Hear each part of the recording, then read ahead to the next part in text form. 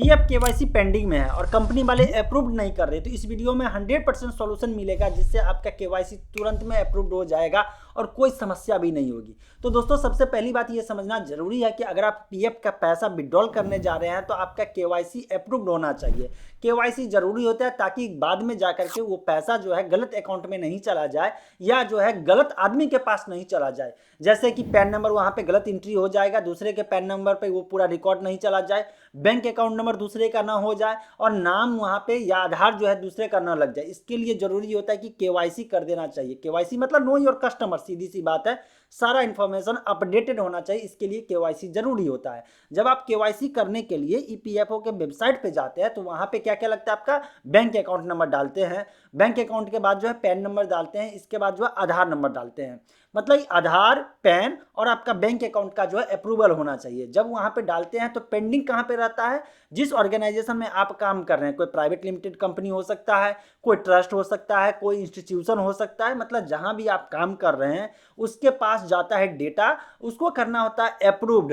Approved इसलिए करना होता है क्योंकि उसके पास भी इंफॉर्मेशन होता है और जो आप इंफॉर्मेशन भरे हैं वो दोनों मैच अगर कर रहा होता है, सही सही इंफॉर्मेशन भरा रहा होता है, तो ये जो है अप्रूव्ड हो जाता है। लेकिन कंपनी वाले के साथ कभी कभी इशू हो जाता है, ऑर्गेनाइजेशन के साथ कोई प्रॉब्लम हो जाता है। दो टाइप का प्रॉब्लम है, एक सच में जो है उस इंस्टीट्यूशन उस कंपनी के साथ प्रॉब्लम है। प्रॉब्लम में सबसे ज्यादातर होता है कि डिजिटल सिग्नेचर में कोई इशू हो जाता है और बिना डिजिटल सिग्नेचर का जो है केवाईसी नहीं हो सकता है। तो अगर डिजिटल सिग्नेचर बना नहीं है या बना हुआ है तो एक्सपायर कर गया है, दोबारा रिन्यूअल के लिए डाला है, उसमें समय लग रहा है, तो आपका जो है केवाईसी पेंडिंग में हो सकता है, नो डाउट।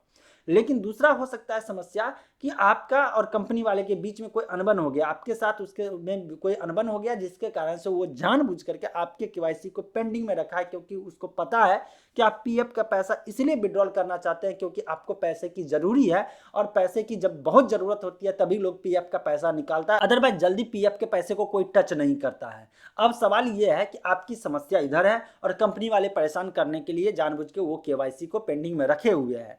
अब ऐसे में आप गुस्से में आकर के कोई भी एक्शन लेने को रेडी है, तो क्या किया जाए?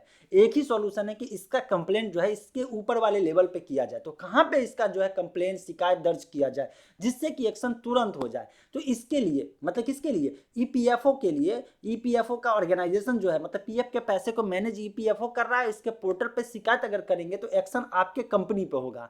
अब एक्शन आपके कंपनी पे होगा तो कंपनी वाले की मजबूरी हो जाएगी कि वो जो सही जेन्युइन तरीका है वो जो है काम को आगे बढ़ाएगा। अगर सच में जो है कोई दिक्कत नहीं है आपके डेटा में तो केवाईसी को अप्रूव करना पड़ेगा। तो अब कंप्लेंट कहां पे दर्ज करें?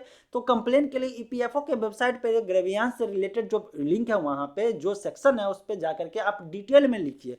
डिटेल में कैसे लिखे? देखिए, नॉर्मल वे में लिखेंगे तो हो सकता है कि आपका ड्राफ्टिंग मजबूत नहीं होगा जिससे जो है तुरंत में एक्शन उस पर नहीं हो सकता है।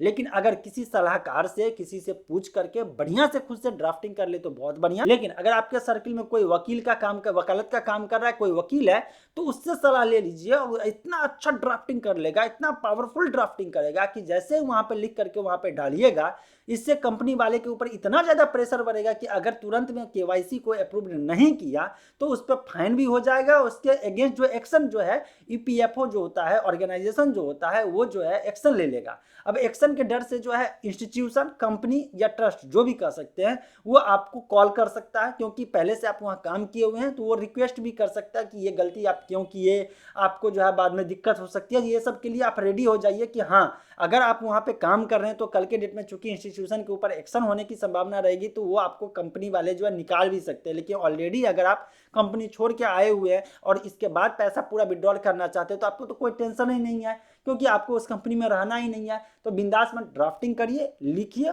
और समस्या का समाधान पाइए। ये पूरा स्क्रीनशॉट में दिखा देता हूं ताकि आपको कोई समस्या नहीं कि कहां पे जाकर के क्या करना है। और ये चीज एक दो लोगों के साथ हुआ है और वो रियल एक्सपीरियंस के बेस पे मैं बता रहा हूं कि कैसे उसका पैसा फंसा हुआ था और तुरंत में उसका केवाईसी अप्रूव्ड हुआ, इसके बाद उसने पीएफ का पैसा विड्रॉल कर लिया। तो कमाल का इन्फॉर्मेशन है ना।